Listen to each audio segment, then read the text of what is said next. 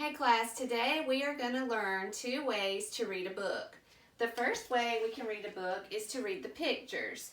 Pictures carry a lot of meaning in a story. So you can go through the pictures of the book and it tells a story of what's going on, what's taking place in the book. So when we read the pictures, we should watch, listen, and see as we read the pictures. So the first way is to read the pictures. Okay, so I'm going to use the book Chrysanthemum by Kevin Hincks, and I'm going to demonstrate how to read the pictures in the book.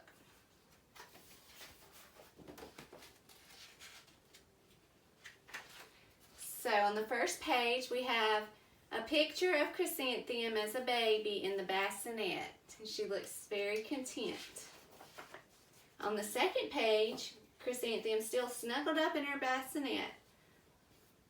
And here the author has presented a series of pictures to create a timeline. So Chrysanthemum is playing with her blanket and her rattle.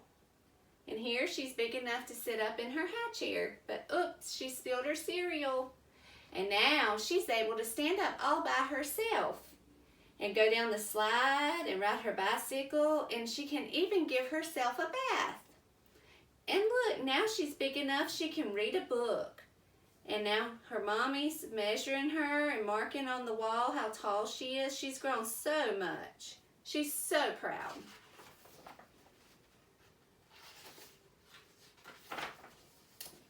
Here, her mommy's waking her up. Chrysanthemum, wake up.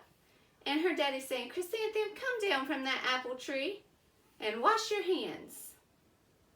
And here, she's so happy she's getting a letter. And it's her birthday. She has a birthday cake. Let's count the candles. 1, 2, 3, 4, 5. 5 candles.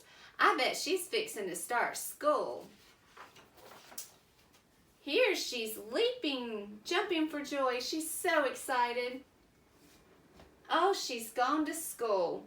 Here's the teacher calling the roll, and all the kids are smiling, they're laughing or giggling, or they're happy to be at school. But not Chrysanthemum.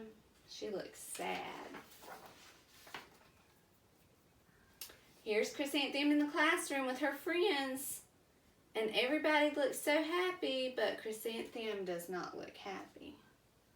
Now all the children are taking a nap, except one little girl. She's not napping. But Chrysanthemum she's not asleep, is she? Here she is with her friends at school, but she still just looks so sad. There's her mommy and daddy coming to pick her up, and she's crying.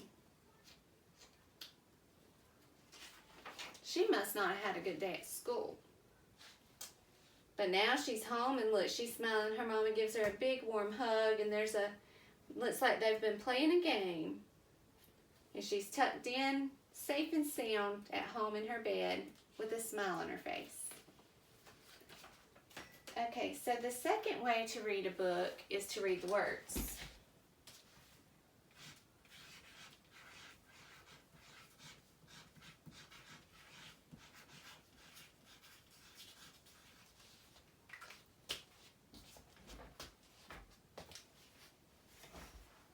So now I'll demonstrate how to read the book by reading the words. Chrysanthemum by Kevin Hincks. And we're just going to read a portion of the text today. The day she was born was the happiest day in her parents' lives. She's perfect, said her mother. Absolutely, said her father. And she was. She was absolutely perfect. Her name must be everything she is, said her mother. Her name must be absolutely perfect, said her father. And it was. Chrysanthemum. Her parents named her Chrysanthemum. Chrysanthemum grew and grew and grew. And when she was old enough to appreciate it, Chrysanthemum loved her name. So here she is standing. She loves her name.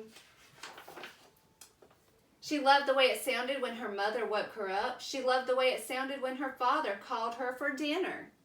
And she loved the way it sounded when she whispered it to herself in the bathroom mirror.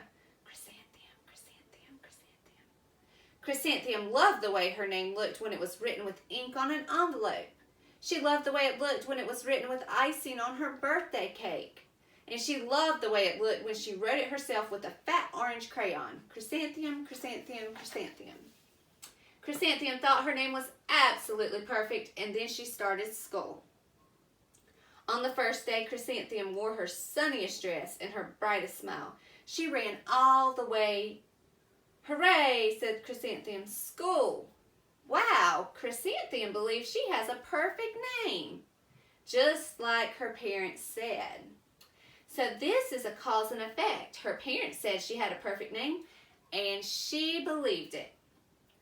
But when Mrs. Chud took roll call, everyone giggled upon hearing Chrysanthemum's name. So Mrs. Chud called all the children's names, and they're all laughing because they are laughing at Chrysanthemum's name. That's so sad. It's so long, said Joe. It scarcely fits on your name tag, said Rita, pointing. I'm named after my grandmother, said Victoria. You're named after a flower.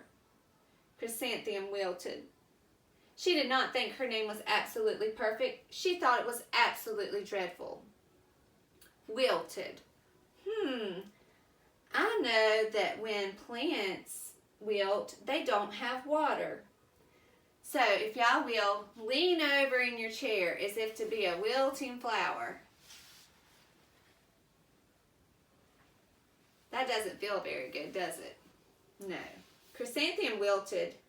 That must mean she felt pretty bad about herself and sad. Why would she feel sad? Because all the children are picking on her name. The rest of the day was not much better. During nap time, Victoria raised her hand and informed Mrs. Chud that Chrysanthemum's name was spelled with 13 letters. That's exactly half as many letters as there are in the entire alphabet, Victoria explained. Thank you for sharing that with us, Victoria, said Mrs. Chud. Now put your head down. So we'll stop right there for today with reading Chrysanthemum. And now I want to introduce to you the chime sound. If I can pull it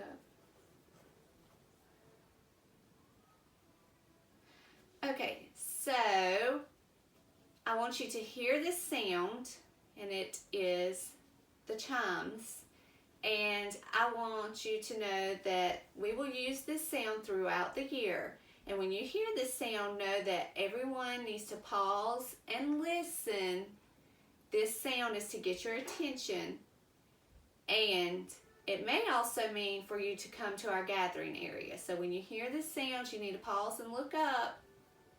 Listen to see if Miss Williams has anything to say. And if not, then you should just come to the gathering area. So this is the sound you'll hear.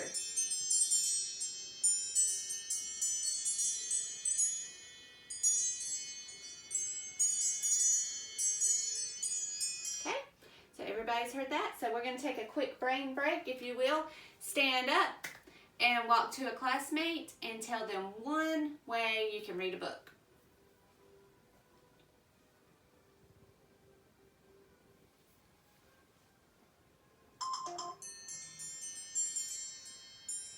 Okay, let's come back to the gathering area. Alright, so now we are going to talk about read to self. I read to self.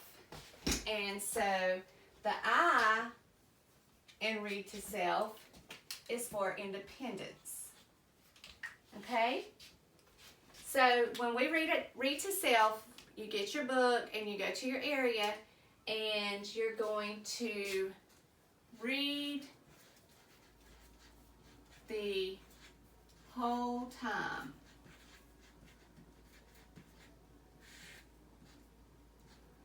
Okay? So whenever I say, okay guys, we're going to start reading, I'm going to set a timer and you're going to read without stopping. Okay? And then you also, it's important, another behavior that is very important is to stay in one spot. Okay? So when you choose a spot, let's see, would you want to choose the same spot every day? No. We need to share fun spots in the room. And can you sit near a friend? Sure. You can sit with a friend as long as you are both working. And what are some fun spots in the room? So we have the beanbag chairs, we have pillows, we have the teacher chair, and we have crate seats. So if someone's sitting too close to me, what's that mean? We need bubble space. So bubble space is where you reach your arms out and you can't touch a friend. And so if you're having trouble with the bubble space, then you need to go over in the corner over there and grab a hula hoop, and you can sit in your hula hoop, and now you have personal space.